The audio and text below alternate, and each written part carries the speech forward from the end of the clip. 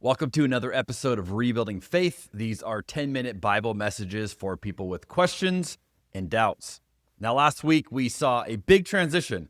We've had about 12 chapters of John building tension that the time has not yet come. And then last week we saw the tipping point, that suddenly things had shifted.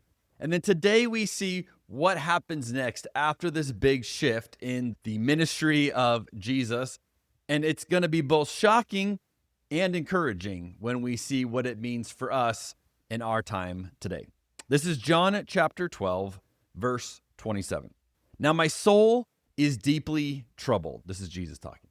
Should I pray, Father, save me from this hour? But this is the very reason I came. Father, bring glory to your name. Then a voice spoke from heaven saying, I have already brought glory to my name, and I will do so again. When the crowd heard the voice, some thought it was thunder, while others declared an angel had spoken to him. And then Jesus told them, the voice was for your benefit, not mine. The time for judging this world has come when Satan, the ruler of this world, will be cast out.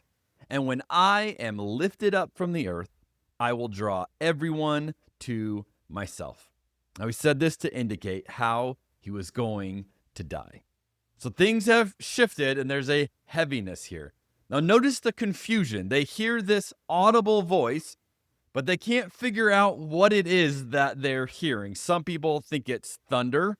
Other people think it's an angel. You can imagine them trying to make sense of this afterward, having a debrief going, what on earth was it that we actually heard? But it seems like John is trying to make a parallel to an Old Testament passage that would have been famous for the Israelites. The idea of how God interacted with Moses in the people of God. In Exodus 19, verses 16 and 19 say this, on the morning of the third day, thunder roared and lightning flashed, and a dense cloud came down on the mountain. There was a long, loud blast from a ram's horn, and all the people trembled. As the blast of the ram's horn grew louder and louder, Moses spoke, and God thundered his reply.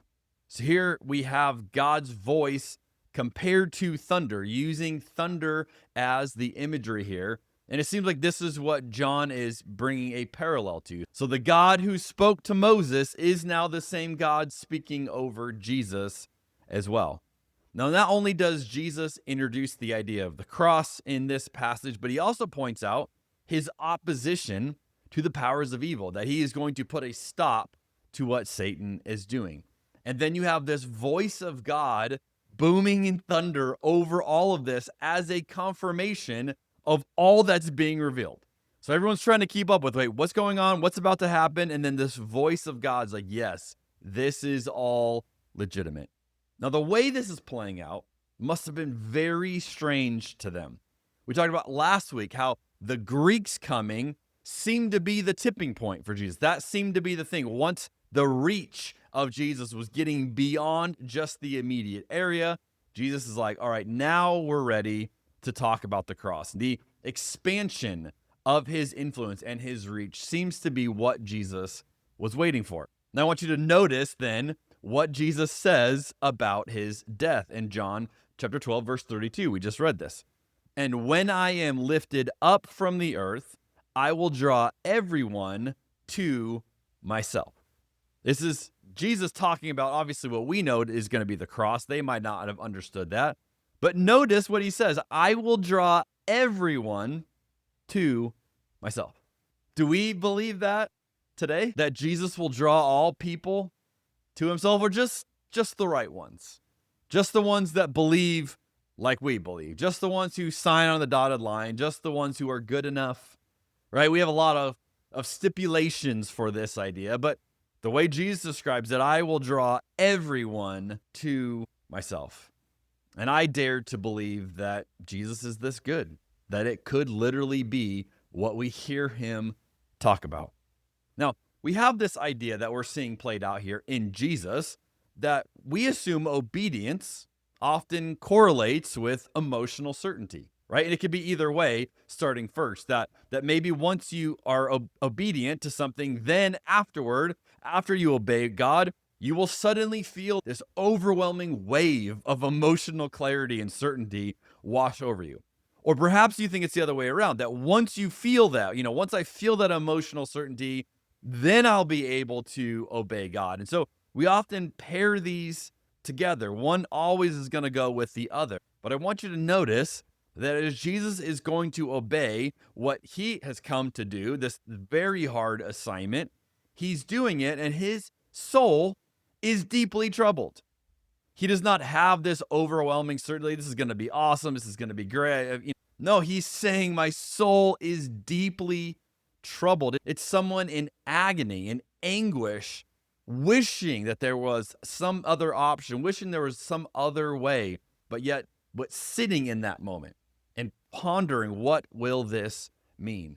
And we see this same sense of anguish, this heaviness, start with Jesus, and then it extends out to the other people who are there, who are watching this. And as John describes, you can just kind of imagine this almost like a fog spreading in over all of them as they begin to understand, oh, this guy that we're following, this Messiah that we're putting our hopes in, is now talking about his death.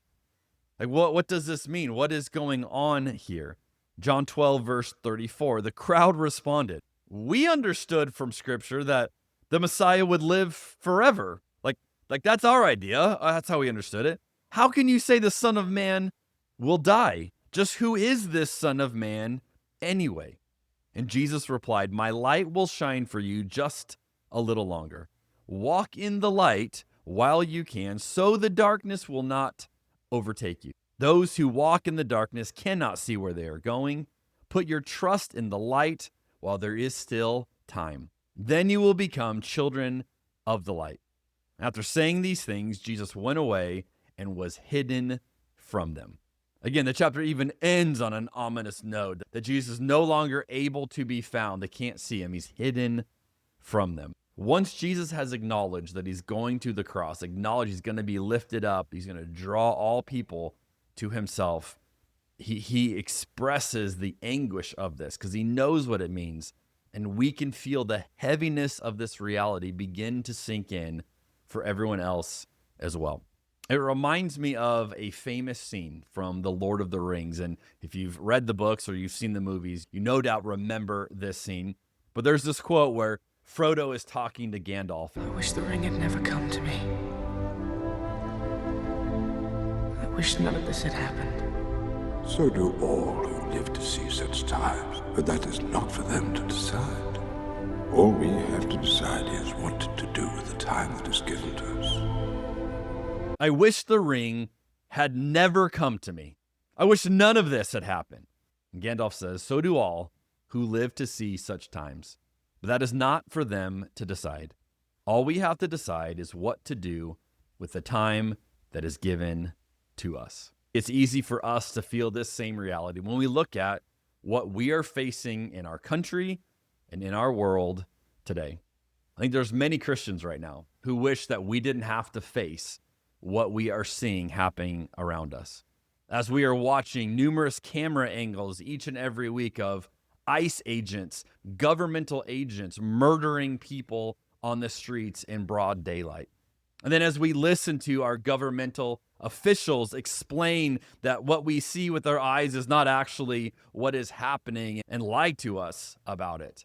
And we're left wrestled with what do we do with that? And then we watch more and more people begin to normalize that and justify that and say, don't speak up against it.